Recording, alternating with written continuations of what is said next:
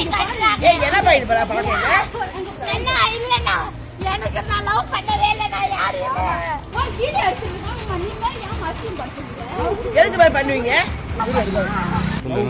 கல்யாணம் பண்றது அது எங்க போய் பண்ண? நீ கோயில்ல பண்ண? ரோட்ல நாட்டு கோயில இருந்துங்க. ஐயோ விருப்பத்தோட தான் பண்ண, விருப்பத்தோட தான் பண்ணுச்சு.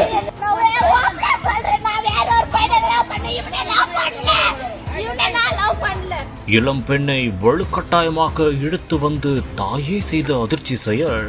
வேணாம் விட்டுருங்க என்று சொல்ல சொல்ல விடாப்பிடியாக திருமணம் செய்து வைத்த கொடூரம்.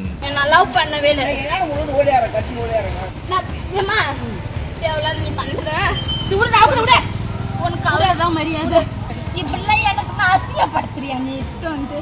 தாயின் கண் முன்னே தாலியை கழட்டி விட்டறிந்த பெண். அடுத்தடுத்து தாய் சொன்ன அதிர்ச்சி தகவல்கள். என்ன நடந்தது? ஏமா இருக்கட்டும், நீ வந்து அவ விருப்பம் இல்லன்றலாம் விட்டு போக வேண்டியது. அந்த பொண்ணு வானான்னு சொல்றான்னா விட்டுருணும். கிருஷ்ணகிரி மாவட்டம் போச்சம்பள்ளி அடுத்த மத்தூர் அருகே அத்திப்பள்ளம் என்ற கிராமம் உள்ளது. அந்த பகுதியைச் சேர்ந்த வீரமணியின் மனைவிதான் பழனியம்மாள். இவர்களுக்கு சுவாதி என்ற மகள் இருந்து வந்ததாகவும் அவர் பெங்களூருவில் உள்ள தனியார் நிறுவனத்தில் வேலை பார்த்து வந்ததாகவும் கூறப்படுகிறது.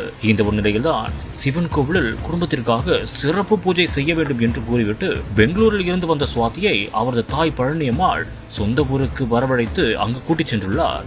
அப்போது விடியற் காலையில் மகளை அழைத்துச் சென்ற அவர் திடீரென்று தயாராக இருந்த ராமகிருஷ்ணம்பதி கிராமத்தைச் சேர்ந்த உறவினர் ஜெயபால் என்பவருக்கு தன் சொந்த மகளையே வலுக்கட்டாயமாக திருமணம் செய்து வைத்ததாக கூறப்படுகிறது. மேலும் தனக்கு திருமணத்தில் விருப்பமில்லை என்று கூறியும் விடாமல் அவரை விடாப்பிடியாக திருமணம் செய்து வைத்ததாகவும் கூறப்படுகிறது.